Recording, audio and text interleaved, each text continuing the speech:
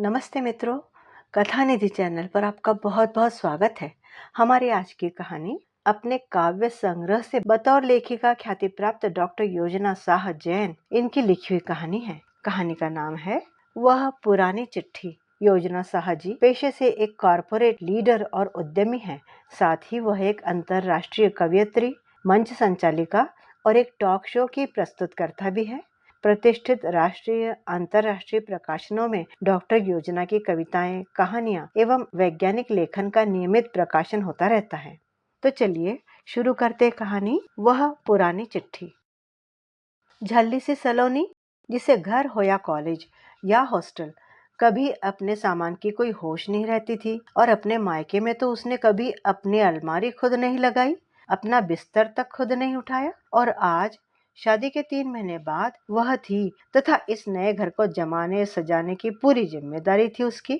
उसके सास ससुर ने उसे और समीर को यह अलग फ्लैट दिलवाया था कि जाओ और अपनी नई जिंदगी शुरू करो।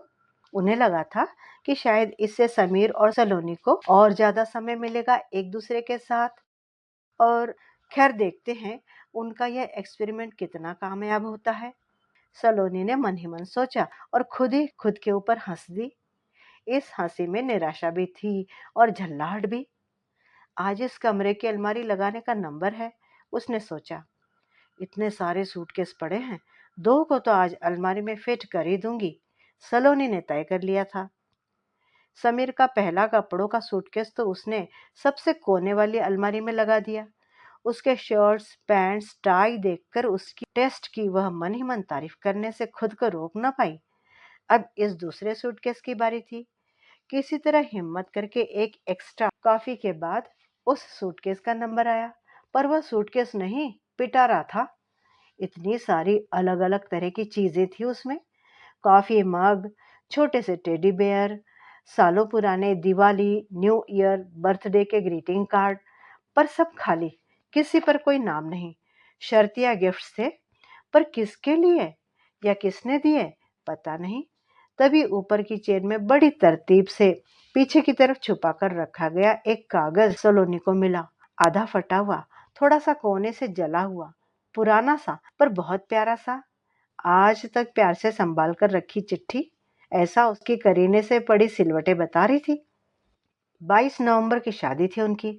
बहुत शादियां थी उस दिन, बहुत सारे लोगों के घर बसे, दुनिया सजी, जीवन साथी मिले।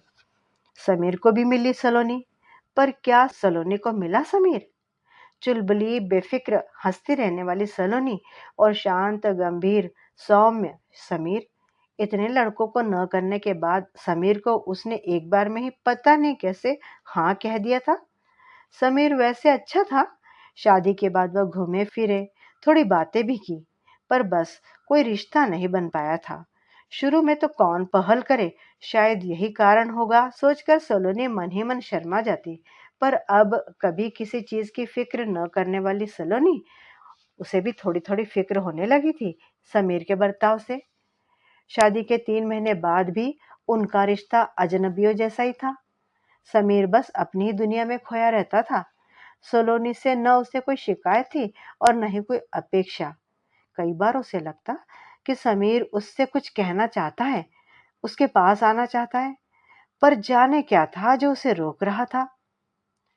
कई बार साथ होते हुए भी सलोनी को एहसास होता कि समीर उसके साथ नहीं, बल्कि किसी और दुनिया में ही है, किसी और के साथ।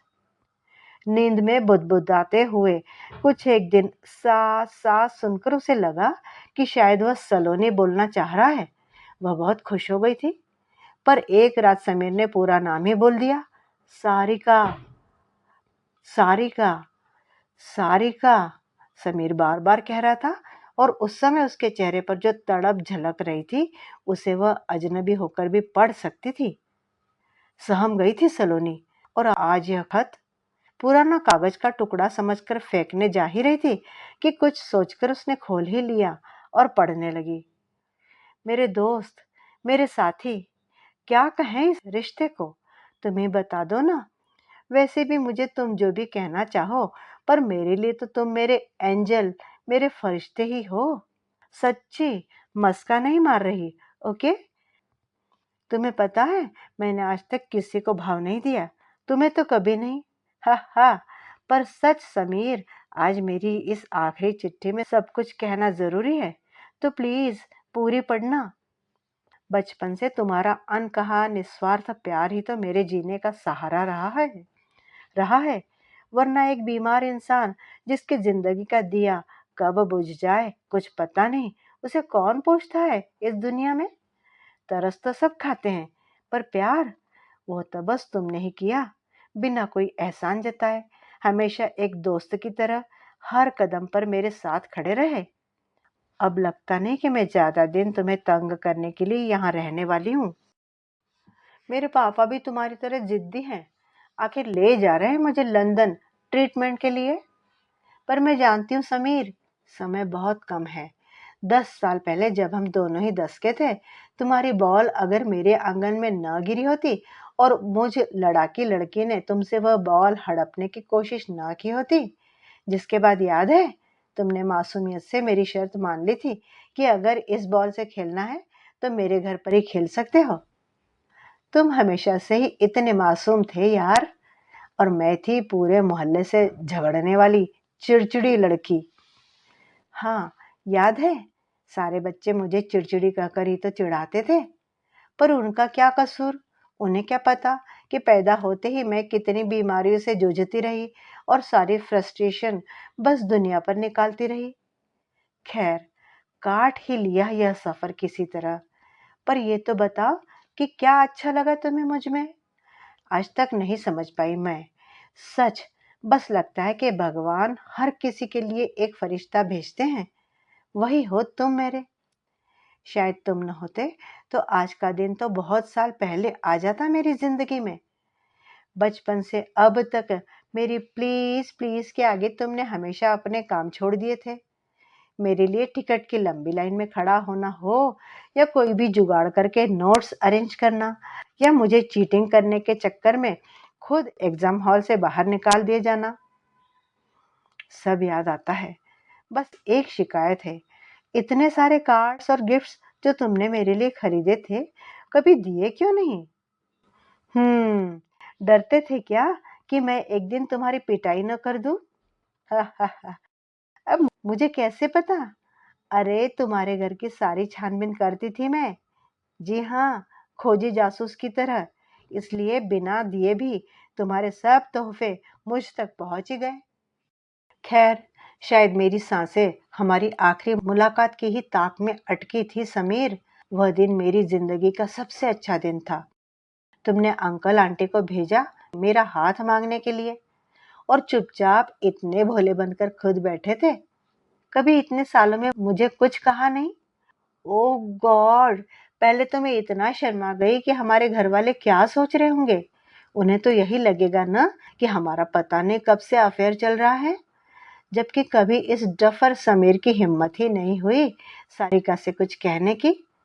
बाय द वे, तुमने अंकल आंटी को मनाया कैसे इस रिश्ते के लिए? वैसे भी आंटी को तो मैं बिल्कुल पसंद नहीं थी। हा हा। जानते हो, मैं अंदर ही अंदर कितना कितना कितना खुश हुई थी। लगा था कि मेरी बीमारी ने मुझे बस इस पल को जीने तक की मोहलत दी थी। इसलिए इतनी परेशानियों के बाद भी अब तक कितनी बार मरते मरते बचकर आ जाती थी। ईश्वर चाहता था कि मुझे भी पता चले कि प्यार में होने का और किसी का सच्चा प्यार पाने का एहसास क्या होता है। समीर, तुम ही तो मेरे एंजल हो हमेशा से। यह खुशी तुमसे ही तो मुझे मिलनी थी। अब तुम कहोगे कि फिर उस रोज मैंने वह क्यों किया जो मैंने किया। कितना धक्का लगा होगा ना तुम्हें। इंसानियत और प्यार पर से तुम्हारा तो भरोसा ही उठ गया होगा। अमीर लड़कियां बेदिली होती है, आखिर यही फैसला करके तुमने अपने दिल को मनाया होगा, है ना? और मैं तो बेवकूफ, बेदिल, बदतमीज तीनों ही थी। पर बहुत बीमार भी थी दोस्त। मेरा लेटेस्ट मेडिकल स्टेटस तुम्हें बताया नहीं, पर कॉम्प्लिकेशंस बढ़ती जा रही थी। माँ पापा की उम्मीदें अपनी जगह है, पर मुझे पता है कि मेरा शरीर अब मेरा साथ ज्यादा दिन नहीं दे पाएगा। बहुत कम दिन दोस्त, बहुत कम वक्त है मेरे पास। और इतने कम वक्त के लिए तुम्हारी जिंदगी में आकर मैं तुम्हें बहुत बड़ा घाव नहीं दे सकती थी। इसे मेरा स्वार्थ कहो या मेरे प्यार का तरीका, पर यह मेरी सौगात है तुम्हारे लिए। तुम्हारी न हो पाने का अफ़सोस मुझे मरने के बाद भी रहेगा। उस रोज़ मैं जानती हूँ कि जितना मैंने तुम्हारी और अंकल आंटी की बेइज़्ज़ती की और इस रिश्ते को ठुकरा दिया, मैंने अपने इस जन्म के तो दिन कम ही कर दिए। पर अब मैं शायद शांति से मर भी न पाऊँ, पर मजबूरी थी दोस्त। उस दिन तुम नहीं समझ पाते, पर आज मेरे जाने के बाद और इस प्यारे से इकरार के बाद मुझे उम्मीद है कि तुम मुझे समझ पाओगे और मुझे माफ़ भी कर दोगे। प्लीज़ ज़िंदगी भर अपने दिल के किसी कोने में इस सारिका, इस नालायक, इस चिड़चिड़ी बदतमीज़ लड़की के लिए थोड़ी जगह रखना। प्लीज़ रखोगे ना? थोड़ी-सी जगह? लल्लू राम, अब अपने लिए किसी सा से शुरू होने वाली सुंदर, सुलझी हुई, प्यारी सी लड़की ढूँढ के शाह से शादी कर लेना। सारिका तो नहीं, पर कोई तो बंदरिया तुम्हें मिल ही जाएगी। हा हा हा। सच में समीर, प्लीज़ मेरी खातिर शादी करके तुम खुश रहना। तुम्हें खुश देखकर मैं भी हमेशा खुश रहूँगी, चाहे किसी भी दुनिया में हो। करोगे ना मेरे लिए इतना? प्लीज़। तुम्हारी सारिका।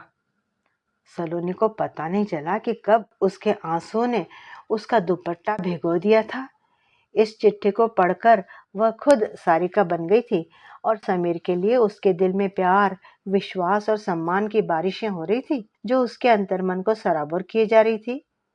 इन आंसुओं की गर्मी से उनके रिश्ते पर जमी बर्फ, उनकी हिचकिचाहट, समीर के सपने की बुदबुदाहट से पनपी शिकायत और झल्लाहट सब घुलकर बह गई। 3 साल पहले की तारीख थी चिट्ठी में, मतलब 3 साल हो गए तब जाकर समीर ने शादी की। पर समझ सकती है अब सलोनी कि कितना मुश्किल है समीर के लिए एक नई शुरुआत करना। प्यार की हर हद को पार कर यूं गुजर जाते हैं कुछ लोग, जाने किस पागल ने दुनिया भर में ये दीवारें बनाई हैं। बहुत देर तक सलोनी उस चिट्ठी को देखती रही, फिर खिड़की से बाहर झांका तो बालकनी में चाय की चुस्कियां लेते चुपचाप बैठे आसमान को ताकते समीर को देखा। नहीं दिखते ना दिल के घाव बाहर से। काश किसी और घाव और दर्द की तरह दिल के घाव और दर्द भी दिख जाया करते और बयान किए जा सकते। सलोनी ने समीर को निहारते हुए मन ही मन सोचा, पत्नी है अब वह समीर की, उसके सुख दुख की साथी। वक्त सारे घाव धीरे धीरे भर ही देता है, पर कोई मरहम लगाने वाला हो तो पीड़ कम हो जाती है। आज 1 जनवरी है, एक नया दिन, एक नया सवेरा, एक नई शुरुआत। सलोनी ने चिट्ठी ली, पहले की तरह तरतीब से तह लगाई और बालकनी में जाकर समीर के पास बैठ गई। धीरे से उसके हाथ पर अपना हाथ रखते हुए बोली, मैं जानती हूँ तुम्हारे दिल पर कुछ पुराने घाव हैं, बहुत बहुत गहरे, एक ऐसे बेशकीमती रिश्ते की यादें हैं जिनसे तुम अलग नहीं होना चाहते और होना भी नहीं चाहिए। सारिका ने जब यह कहा तो समीर चौंक गया और सकपका भी गया। नए रिश्ते बनाने के लिए हम पुराने रिश्ते भूल जाएं, इसमें कौन सी समझदारी है? तुम बहुत अच्छे हो समीर, मुझे सारिका के बारे में पता है। यह कहते हुए धीरे से उसने वह चिट्ठी समीर के हाथ में रख दी। समीर थोड़ी देर तक उसे एकटक देखता रहा। मैं सारिका तो नहीं बन सकती, पर सारिका तो वहीं रहने दो जहां बैठी है, पर थोड़ी सी जगह मुझे भी दे दो प्लीज।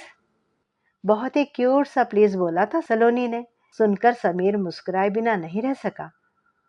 तुम्हारी यह नई साथी जो पूरी जिंदगी तुम्हारे साथ रहना चाहती है, उसे दोगे हक अपने इस दिल में बसने का? सलोनी ने समीर की आंखों में झांक कर पूछा। आंखों से आंखें मिली, कुछ इकरार हुआ, दो होठ मुस्कुराए और समीर ने सौंप दिया खुद को सलोनी के आगोश में। यह नया साल था, नया सवेरा और जन्म लेता एक खूबसूरत नया रिश्ता। तो मित्रों, यह थी कहानी वह पुरानी चिट्ठी, डॉक्टर योजना साह जैन द्वारा लिखी हुई कहानी। सच है, पहला प्यार भुलाए नहीं भूलता। इस विषय में आपका क्या विचार है?